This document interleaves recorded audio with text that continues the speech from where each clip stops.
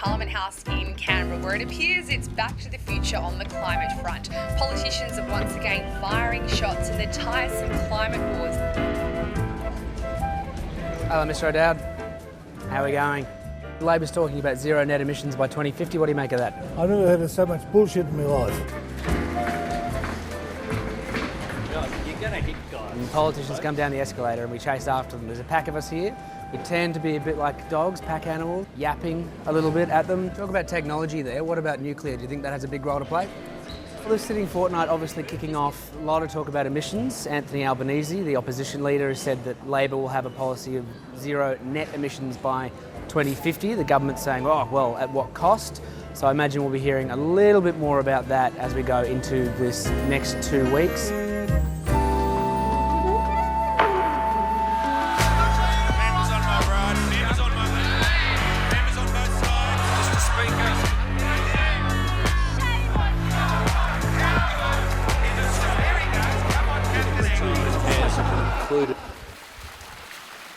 Anthony Albanese's plan for Australia to reach net zero greenhouse gas emissions by 2050 will dominate discussions as Parliament returns today. You're just getting a coffee. No. Well, if you were in any doubt about the state of the debate, look no further than a corridor confrontation this morning.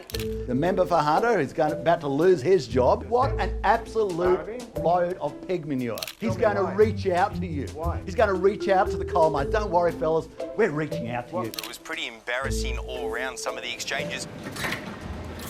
Parliament's back for another sitting fortnight, and now we've got some policy that's being debated. The coalition's come with a spring in its step because finally it's got its favourite talking point, Labor, energy and climate, and it's having a fair old whack right from the start. Which is kind of interesting. Anthony Albanese has taken a grand risk at the start of a year when we were told that it wasn't going to be for ages that we were going to get some meat on the bones when it comes to policy. Right, so Labor has reaffirmed this policy that they took to the last election, which is achieving net zero emissions by 2050. But there's not a lot of detail as to how they're actually going to get there. They say they need to take the time to talk to industry, but it has left them vulnerable to the government's attack. Those opposite can't agree, Mr. Speaker, on what they want to do on 2030. So we have the coalition saying that they want to achieve emissions reduction through technology. We've got the Labor Party saying we want to achieve net zero by 2050, but they're not saying how they're going to do it. So if they merge the two, we might have a coherent policy. So what do we think that Labor would have learned from this 2050 goal, and how will that shape what it's going to do for 2030 between now and the next election? Well, I think that the heart of the gamble is they think that the community is prepared to pay a bit more given what we've seen with the drought and the bushfires, because, you know, climate is the issue that's been at the heart of some of these arguments over this long, hot summer. This evening in the Parliament, we gather on this balcony to mourn and provide solace, strength and love to Hannah Clarke and her children, her family and friends. The light will fade soon here on this terrace. We need to make sure that their memory doesn't. I call the Prime Minister on indulgence. Thank you, Mr. Speaker. Yeah, the Prime Minister said there must be lessons on tackling domestic violence learned from the 4 deaths at the hands of this estranged husband and father, Rowan Baxter. Murder. It's what it is. Murder that again, last Thursday, shocked our country. It was a really emotional moment in the Parliament, and I think incredibly significant that it was addressed in our national Parliament like this. As a mark of respect, I ask all present to rise in their places.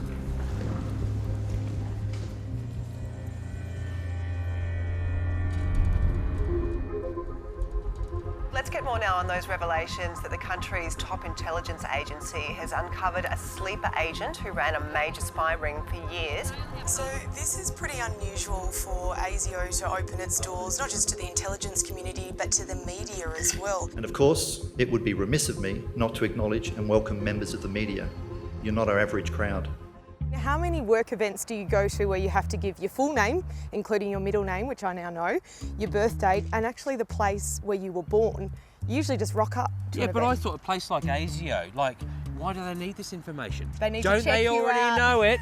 Well, I'm sure there's a file on you and I now, if there wasn't already beforehand. I should talk about what ASIO's first tweet will be. No comment. Mike Burgess is a natural showman, right? He has got that kind of theatre craft that you don't usually have. The speech was mostly about explaining what they did, but also what they need to do. And the threats that Australia is facing. That's right. The boss of ASIO also declared neo-Nazis are emerging as one of this country's most challenging security threats. The country's premier cyber intelligence agency could soon be enlisted to help track down pedophiles, terrorists and other serious criminals operating online. The ABC can reveal the federal government plan is in advanced stages and would for the first time allow the cyber spies to target suspects here at home. And it is that delicate tightrope of giving the agencies what they need but not getting to that point of mass surveillance. And I think that's why the intelligence and security agencies are the ones that are pushing this message now, not the politicians, because it's showing people the reality. Yeah, they're trying to build the case, aren't they? Yeah, exactly. And one of the complications, Steph, of course, is that we've heard about the expansion of these powers. From ASD into Australia. And this actually emerged some time ago, about 18 months ago.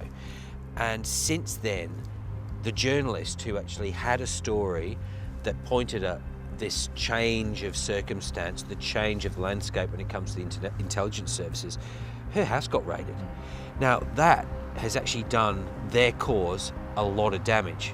So we're seeing them prosecuting a case that they perhaps didn't think, in a way, that they perhaps didn't think they would have to. The financial fallout from the coronavirus is becoming clearer. More than $80 billion has been wiped off Australian stocks over the past 2 days. And as said, the Treasury is still modelling the full effects of the virus, but the message was not positive for the federal Australian budget. Well, the surplus is a test that they set for themselves, and it remains to be seen whether they will meet that test. He produced ads with Back in Black. The Liberal Party even released Back in Black coffee cups. Are you embarrassed by that hubris? Well, we're back in balance, and no one can ever take that away from us. Well, on the travel ban, we're reviewing this, as you know. We need to prepare ourselves for the budget not being in surplus and the realities of this virus and the other impacts on the budget. Is that the message? Well, I'm not drawing any conclusions at this point, Mark. How does this not become a global pandemic now? One of the things I've learned about this virus is it's very hard to predict anything other than we're making a daily evaluation of the facts.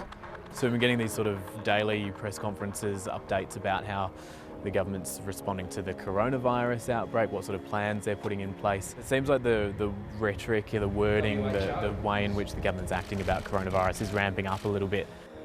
My priority is to keep Australians safe.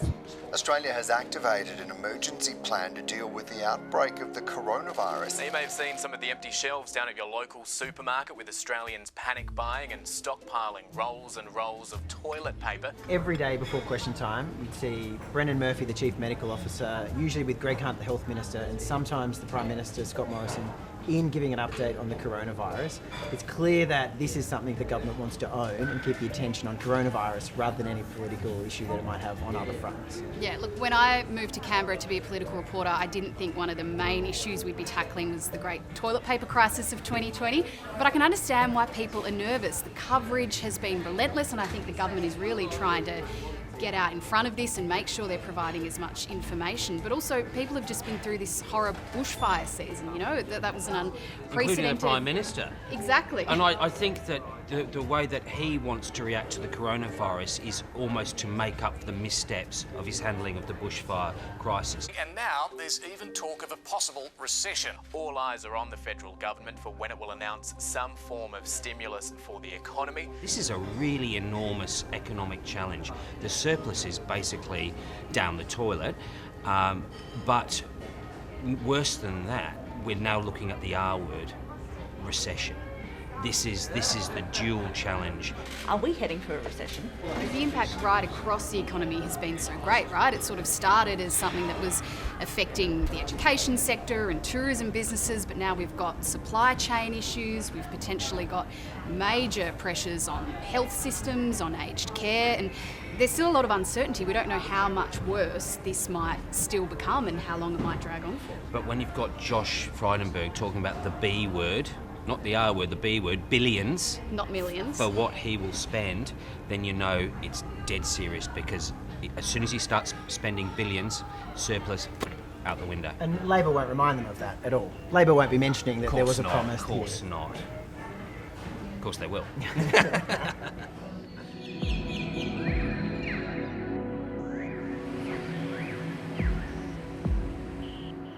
I want to pick up on something else that's been happening in estimates today, and that is further questioning about the sports rorts. This is an issue that is not going away. It is being pursued in Senate committees, in Senate inquiries and estimates. This week is known as Estimates Week. It's when senators ask questions to ministers and bureaucrats all day. They start at 9 a.m. in the morning and they go to very late at night. There's 34 measures announced by government. I can step to What's them all. No. Right now, not much is happening. Estimates can be incredibly boring, but we always have to monitor it because sometimes really interesting things can happen. They can really yield really interesting stories. I have a series of questions about the sports rorts affair. The second week of the sitting fortnight, it's all about Senate estimates. It's a government's nightmare. And sports rorts, of course, has come up. Now, you remember the last sitting fortnight, Bridget McKenzie was the frontbencher who quit because she was the sports minister who'd signed off on all these projects. It was the pre-election cash splash of putting money into sporting clubs that the auditor found they were biased towards marginal seats that the government wanted to win.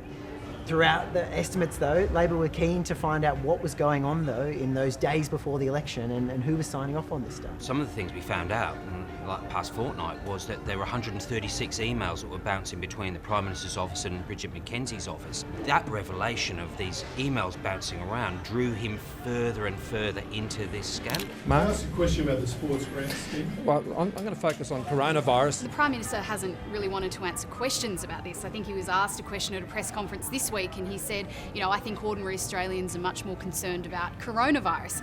But this won't go away. We've had Senate estimates, but there's also the separate Senate inquiry that is looking into this. But as the politicians leave after this sitting fortnight and the committees end, this story continues.